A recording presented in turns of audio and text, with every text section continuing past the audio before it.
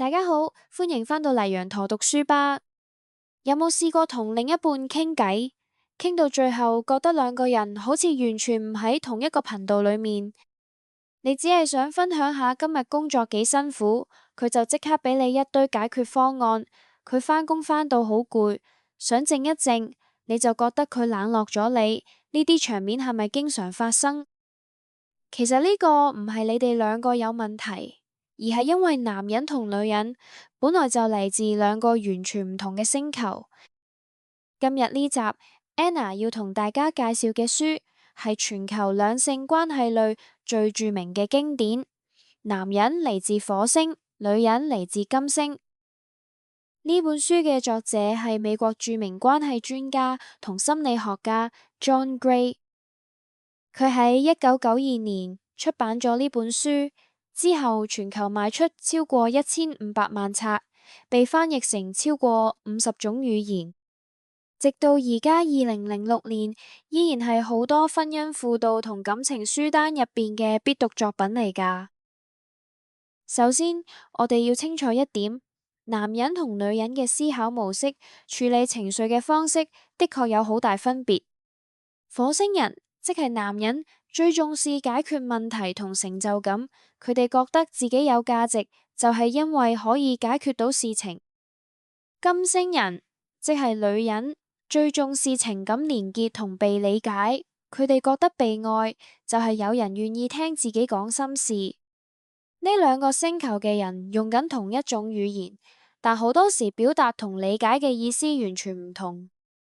就好似你同另一半雖然都講廣東話，但係一個講緊邏輯，一個講緊感受，自然好容易出現誤會。當男人遇到壓力或者情緒低落，佢哋最常見嘅反應就係走入山窿。所謂嘅走入山窿，就係佢想一個人靜一靜，去思考同解決自己嘅問題。響呢個時候，佢通常唔想講太多嘢，亦唔想俾人一直追問。但係好多女人見到佢咁樣，就會好擔心，覺得佢係咪唔愛我，然後一直問你究竟發生咩事，點解唔同我講？結果火星人會覺得壓力更大，更加想縮返入山窿更深。正確嘅做法其實好簡單，俾啲空間佢，等佢自己解決完問題，佢自然會走出山窿返嚟揾你。香港好多太太或者女朋友最常犯呢個錯誤，明白呢點之後，其實可以減少好多不必要嘅爭執。相反，女人壓力大嘅時候，最需要嘅係被傾聽同被共情。女人通常唔係即刻要解決方案，佢哋最想係有人可以安安靜靜聽佢講完感受，然後同佢講，我明白你而家好辛苦。但係火星人一聽到問題就自然進入解決模式，咁你不如，我覺得你應該，呢個時候，女人就會覺得好委屈。我唔係要你教我點做，我只係想你聽我講咋。如果你係男人，記住呢句好重要嘅說話，女人投訴嘅時候，90%唔係要答案，而係要感覺到被愛同被理解。書入邊用咗好多篇幅講愛的語言，呢部分其實係全書最實用嘅內容。男人最需要嘅愛的語言係信任同欣賞。當你欣賞佢解決問題嘅能力，欣賞佢努力工作，佢就會覺得好被愛。例如，老婆見老公返工返到好夜，唔好第一句就問點解咁夜先返，而係話，你返工返到咁辛苦，我好欣賞你為個家咁努力。呢句說話對火星人嚟講係好大嘅愛。女人最需要嘅愛的語言係關心、了解、尊重同安慰。當你記得佢今日返工辛苦，願意聽佢傾訴，俾佢擁抱，佢就會覺得好被愛。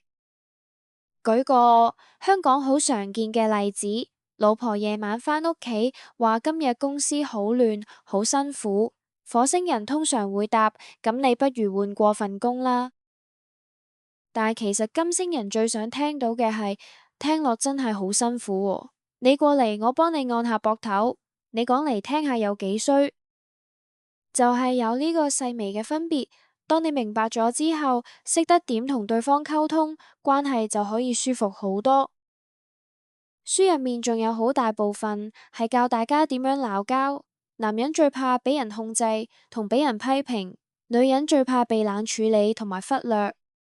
鬧交時最好嘅做法有幾樣：第一，感覺到自己情緒爆發，先停低20分鐘冷靜下；第二，用我覺得代替你點解；第三，男人要學習共情，女人要學習俾空間對方。最重要係爭執完之後，記住主動表達愛意。一句雖然我哋意見唔同，但我仲係好愛你，就可以化解好多爭執㗎喇。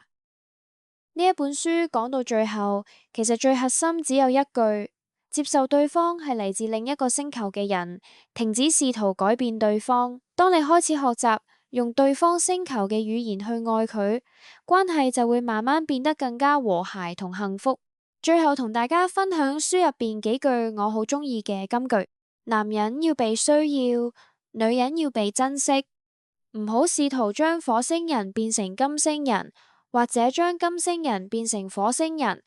當你停止要求對方變成同你一樣，愛就開始真正發生。理解比改變更重要。聽完呢集，你有咩感受呢？歡迎留言話 Anna 知你覺得自己係火星人定金星人，或者你同另一半最近有冇因為呢類誤會而拗交？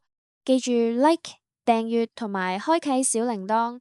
下集我哋繼續讀另一本有趣嘅書。多謝你聽到最後，我哋下次見。